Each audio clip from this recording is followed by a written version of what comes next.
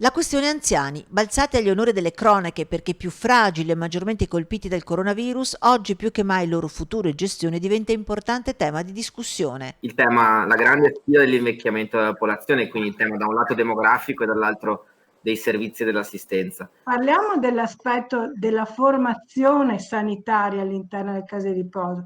C'è tantissima cultura da fare, bisogna che ci sia una maggiore alleanza tra l'ospedale e il territorio con la casa di riposo come uno snodo culturale, sociale, importantissimo, perché in case di riposo si deve fare cultura geriatrica per il territorio. In 10 anni noi ci siamo trovati da una popolazione che potrebbe entrare in casa di riposo di circa 9.000 persone in 10 anni a 13.000.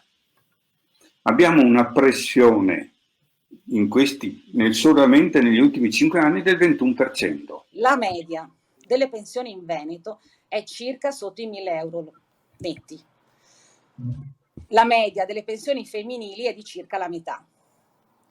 Quindi, se noi vogliamo veramente contrastare la povertà, dobbiamo innanzitutto agire sul lavoro delle donne. Su tutto questo, quanto pesa effettivamente la pandemia? Io credo che ci attesteremo intorno ai 500 ospiti, 550, per direi un numero abbastanza approssimativo. Parliamo di numeri che rispetto al tasso di mortalità degli altri anni probabilmente di qualcosa come il 4% in più, cioè numeri risibili.